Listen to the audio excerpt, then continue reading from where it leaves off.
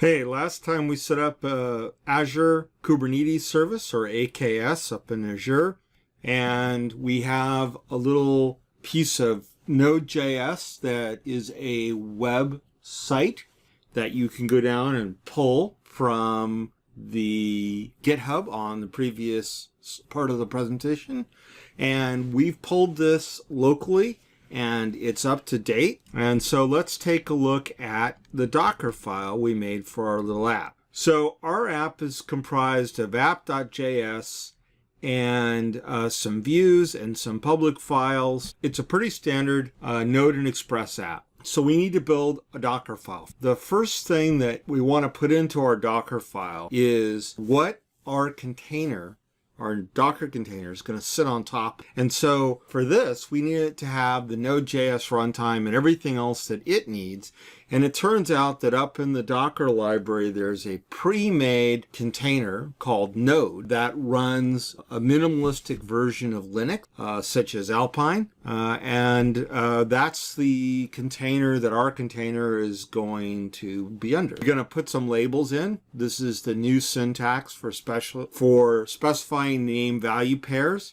The advantage to the labels is that you can do commands so that you can go and get all the values for a specific label name, or you can do queries to get a label with a specific value. So author and version are two pretty good labels to have. I like to keep my version matching my release version up in GitHub. We set up some important variables. First of all, we're going to have our Node.js application run on port 8080, and I'm going to use that a couple places in the script, so I need it. And then we need a working directory, and so I've elected to put my Node.js app in the container in the user source SCW folder. SCW, of course, stands for Swagger Compare Web. So we're going to run makedir -p on the work directory. That's going to recursively make that path. And then we're going to set the work directory to the work directory path we just created. And at that point, all of the rest of the commands are relative to that work directory. So you can consider, for example, the copy command in the next line that says, copy everything in this folder to everything in the target folder. And that target folder is the work dir. Then we're going to run a command. That command is running on the container. And in this case, we're going to have it run npm install. So it's going to install all of the dependencies that my application declares in its package.json file. One of the things that's a good practice is to emit for debugging the list of all of the files that were deployed to the working directories. Then we instruct Docker to expose our port, and in that case, it's this environment variable 8080. We set up a health check on our container. And lastly, we're going to tell it what we want to do ultimately to start our website up and running. And in this case, we're going to tell it npm start. So we're back at the command line. And I like to write scripts that automate things I do a lot.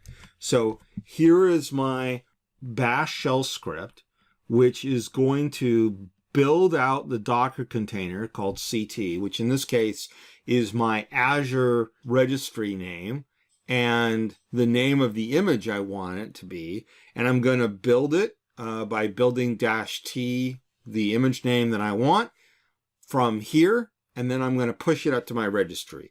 So we'll go ahead and execute that build command.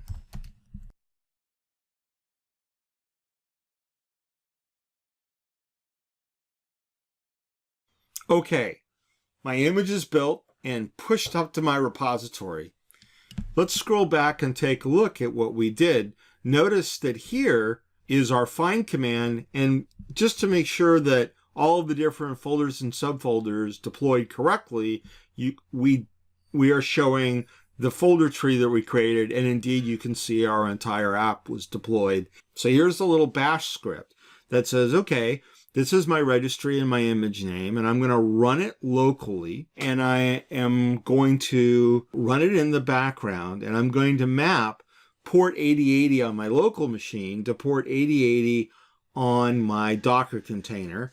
And then I'm going to just have it fire up the site in my browser, and it should come right up. So let's do that.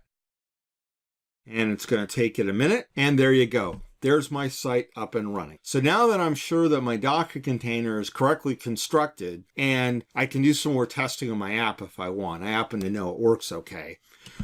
Let's go ahead and stop the app from running locally, and this time we're going to deploy it up to our AKS instance we built last time. So the first thing we need to do is Docker PS to get the ID, the process ID, or the Docker running ID of our Docker container, and we're going to go ahead and tell Docker to stop running it because we don't want anything to interfere with what we're going to do next. And if we wait a minute and we repeat our Docker PS command, you can see there's nothing running. Okay, now we're ready to use our AKS instance and deploy our Node.js container that we know runs up to the cloud. So first, we're going to need to create a deployment.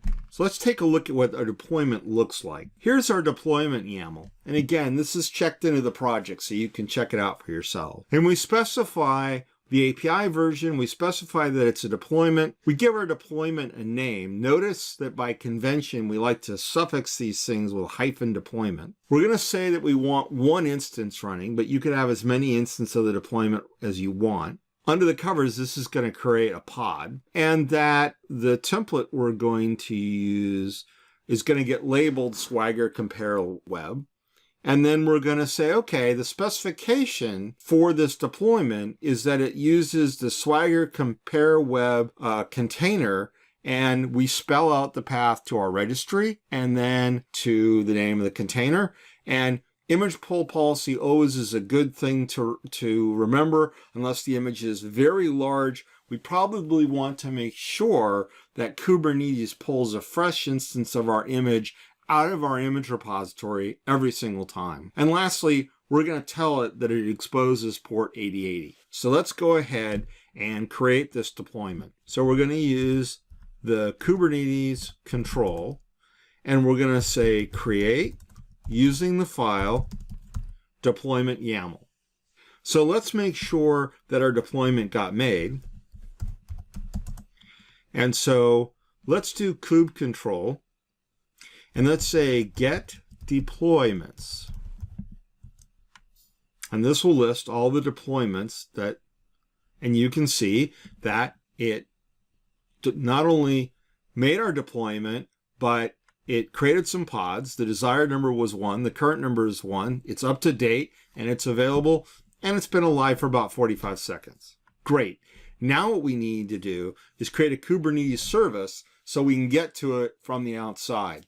Let's see what that looks like. So we make a service YAML file. It's very simple. Again, we specify that the kind is a service. We provided some metadata, and then we tell it probably the most important things under the spec selection. So the selector is app. It's going to try to find an application called Swagger Compare Web. Where's it going to find it? In the deployment we just made. It's really important that the names match between the deployment and the service, or this step will fail because it can't find an application whose selector is called Swagger Compare Web. And then we're going to define the load balancer that we want to build in front of our app. Now, if we had said we wanted 2 copies or 3 copies or whatever, the load balancer would be great. But the load balancer also works as a reverse proxy to get from the outside world and into our container. We're going to have it create a service. So kubectl create-f service.yaml, and it's going to create our service. Let's go look at it. Notice the difference between plural and singular here, and you can see that it is created our Swagger Compare Web load balancer, but it hasn't assigned an external IP address yet. Remember, under the covers, it's actually Kubernetes is actually asking the Azure Kubernetes service for an external IP.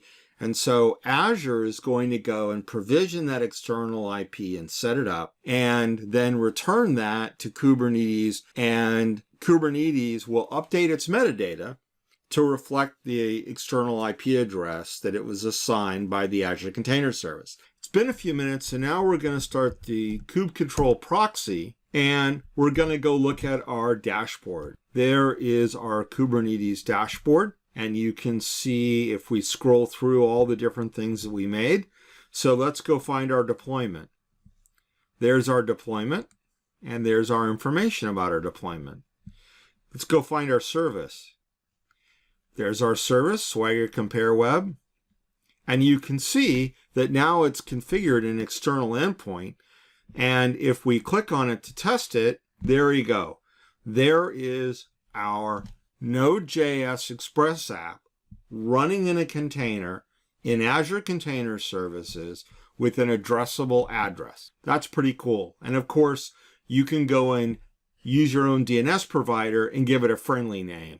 Let's tear it all down. To tear something down, we want to do it in the exact opposite order that we created it. So we're going to stop the proxy. We're going to start by deleting the service we made, which will tear down the load balancer and free up the external IP address back to our host, in this case, Azure. Okay, our service is gone. And now we can delete our deployment. And you'll remember that we called it -deployment. And it's gone too. So just to prove it to ourselves, you can see we're left with just the basic Kubernetes service running, and our Swagger Compare Web Service is gone. And of course, we can do the same thing on deployments. So the last step would be, if you're not going to use your AKS for anything else for a little while, remember to shut down your virtual machine.